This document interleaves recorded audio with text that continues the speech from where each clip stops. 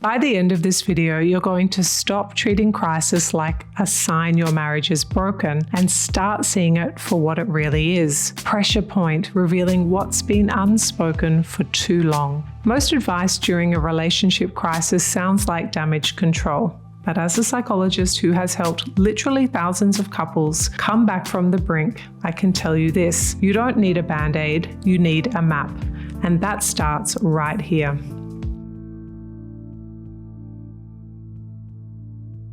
Let's start with a breath, because if you're watching this, you're probably in the thick of it.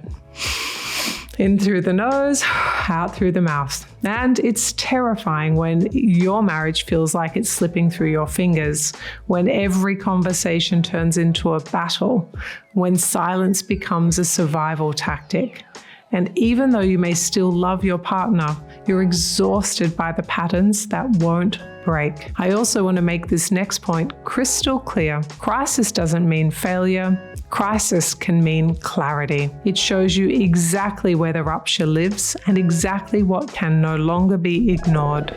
Part 1. The lie of fixing it fast. Here's the first problem I see all the time. Most people try to fix a marriage crisis like they're patching a leaky pipe. The truth is, it takes people 7 years to get to marriage crisis counseling. You can't slap on a quick solution. You can't read a quote online. You can't go on a weekend getaway. You can't try to just be nicer, because what's really happening here is a whole complex thing.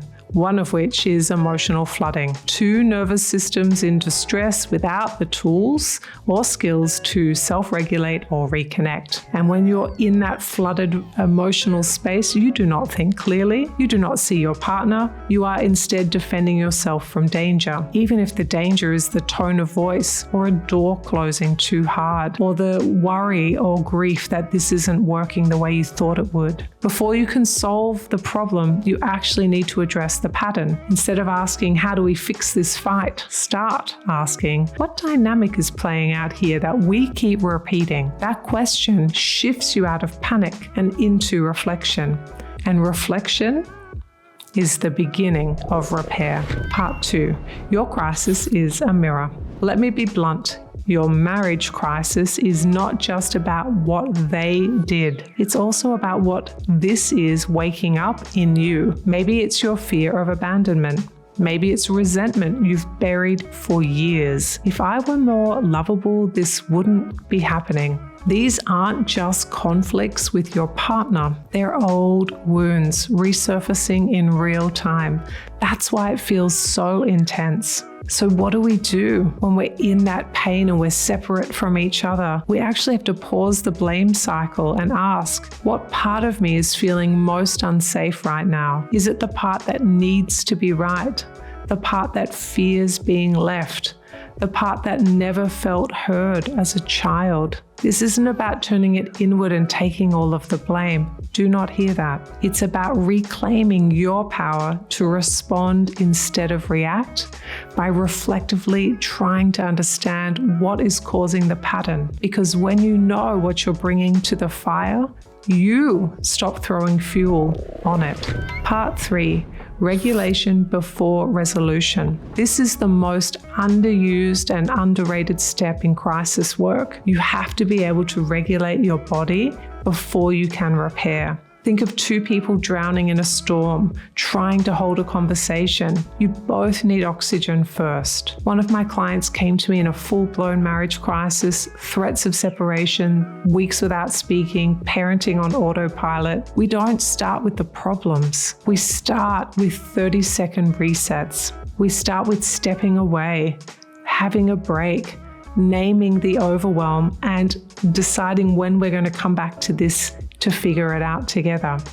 You can do this in a simple way, like drinking a cold glass of water, taking an intentional break, or saying a new mantra like, this is a moment, not the end. Only then can we start to explore the real work. And yes, if you're wondering, that couple is still together today. And happily, I might add, not because we avoided the hard things, but because we gave their nervous systems enough safety to stay in the room with each other.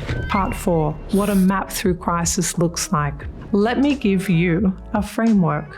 Number 1, Acknowledge the crisis for what it is, not a failure, not a sign to give up, but a call to pay attention. Number 2, identify the emotional pattern. What are the feelings under the fight? Shame, fear, loneliness? What's happening? Number 3, regulate before you reconnect. Create micro practices, walks, silence, short breaks to lower your emotional flooding. Number 4, reconnect with intention, not urgency. Ask your partner, where do you feel like we keep missing each other? Or what's one small thing we could do this week to feel more like a team? Number 5, invite support early. Don't wait for the fire to be an inferno before you call for help. Therapy, coaching, mentorship, books that challenge you. You do not have to do this alone, but you do need someone who's an expert in the field. Crisis is like an emotional wildfire. It burns through what no longer is sustainable.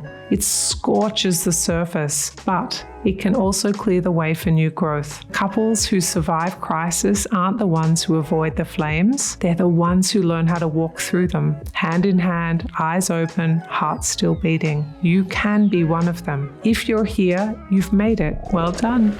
Here's a recap on what to do next. If you're in the middle of a marriage in crisis, pause before reacting, name your emotional pattern, regulate, then re-engage. Ask one connection building question this week. Seek support, good support, before you burn out. If this video gave you a breath of clarity, drop me a comment and tell me what part hit home. You are not alone in this. Let's walk it through together. If your brain just lit up and you're like, yes, please, more of this, go watch this next video over here. It builds right on what we just talked about.